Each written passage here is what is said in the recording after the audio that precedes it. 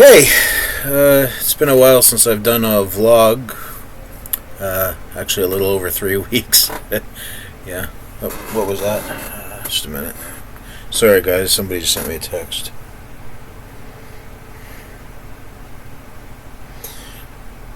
Oh, it was just a friend of mine from bowling.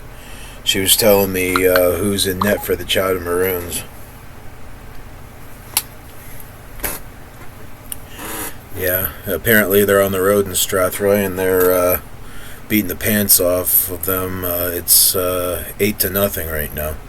That's the second period's almost over. So, yeah.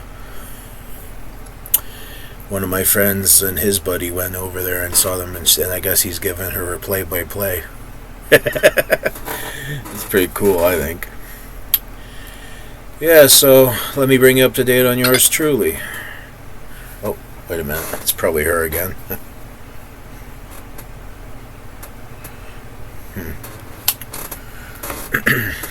Yeah, if I could just...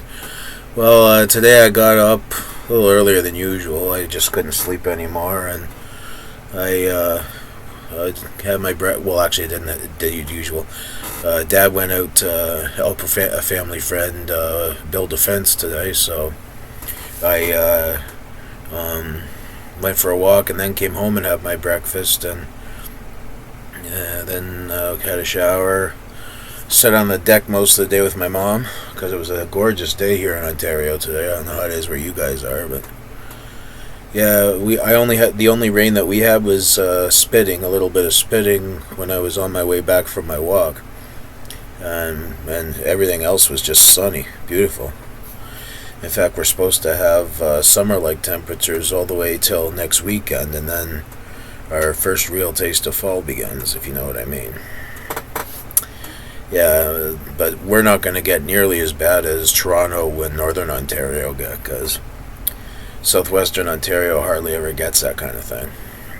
I mean, Toronto and where I'm originally from and Kitchener and all that area, they're in the snow belt, and our area of Ontario where I live is called the banana belt, which means warmer than normal temperatures. Most of the year, anyway. Although because of global warming, you don't know who to believe anymore. Yeah, so after I came back, I had a shower, sat outside for most of the day, and then had lunch around 2:30. I had a peanut butter sandwich, and sat some more, talked with my mom about some stuff, just various things, I guess. And then 4:30 rolled around, and my mom had to leave to go help my grandparents out. And my dad joined her for supper there, and now they're at that family friend that my dad helped with the fence today. Yeah, they've been friends of ours for years because they used to be our landlords, and my mom also worked with Judy, that's one of them's names. She worked with her years ago. So yeah, they've been friends of ours for years and years. I was like inseparable from their kids when I was a kid. Jeff and I would play Nintendo together. Like, one of our favorite games of all time was Bionic Commando. That was one of Capcom's games. Speaking of Nintendo, did you guys know that 40 years ago today, on this very day, the very first Super Mario Brothers was released? Man, I feel old. Yeah, I would have just been turning 5 when that was released, because it was released on September 13th, 1985. Yeah, 40 years ago. Man, I really do feel old. I still remember spending hours and hours playing that game and its various spin-offs. Yeah, in fact, that was pretty much what, well, jump-started Nintendo's huge success, was the Super Mario Brothers game.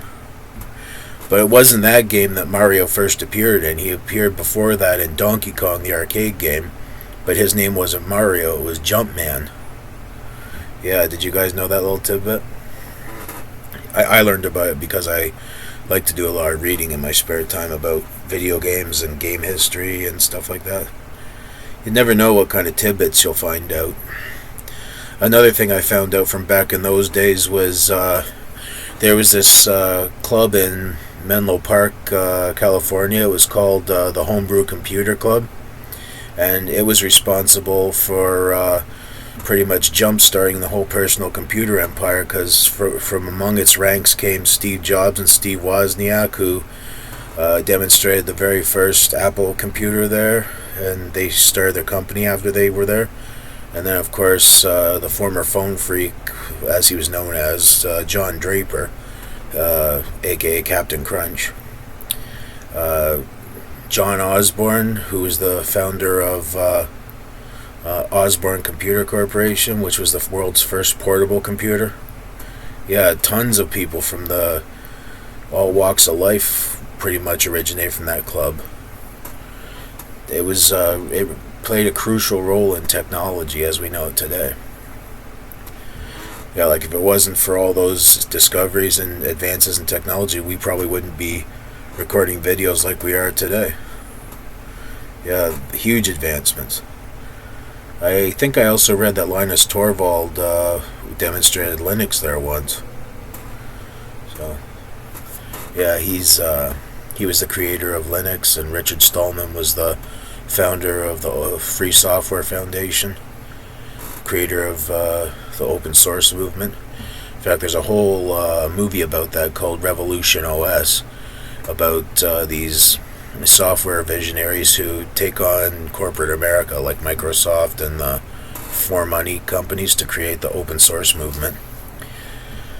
Another movie about computers that you guys might want to check out, I think I did a Quickie review about it, was Pirates of Silicon Valley, which tells the story about Steve Jobs and Bill Gates and how they changed the world, the founding of their companies, and the risks they took to make the computer empire what it is today. Yeah, there's a lot of good documentaries and movies out.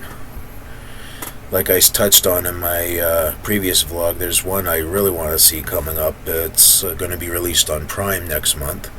It's called John Candy, I Like Me. And it's directed by Colin Hanks, who's the son of Tom Hanks.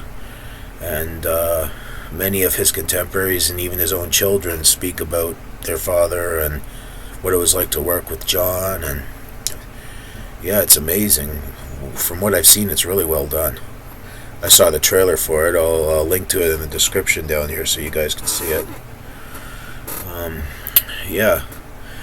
And the other night I watched a documentary about the now ceased to exist Vancouver Grizzlies NBA team. It's called the Grizzlie Truth. Yeah, believe it or not, there was a time there was 2 NBA franchises in Canada, and now there's just one, and that's the Toronto Raptors. But the Grizzlie Truth is, I guess, a fan's love letter to the team that packed up and moved to Memphis, even though they supposedly did horrible in Canada. I don't know much about the Grizzlies. I only saw a couple games with them when they were taking on the Raptors, but yeah, I guess it's a love letter and an investigation to her team. It's directed by Jayme, and she's a Canadian documentary filmmaker. Yeah, so that's a good movie to see. I think it's on Crave. I'll link to her website. It's on Tubi, I think, Amazon Prime. She did another documentary about a Grizzlies player who's been out of the spotlight. It's called Searching for Big Country. That was his nickname, I guess, was Big Country, but yeah. But yeah. What else? Well, after my parents left, I had 2 hot dogs and some salads for supper, and now I'm just chilling. Because I did one of Dave's tags too while I was doing that, because Jasmine didn't have a tag this week, so I said, I'll just do Dave's music tag, his 30-song tag. Because, yeah, there was a lot of interesting questions on that one. And so what's ahead for tonight? Well, probably stay up late because I sleep in on Sunday.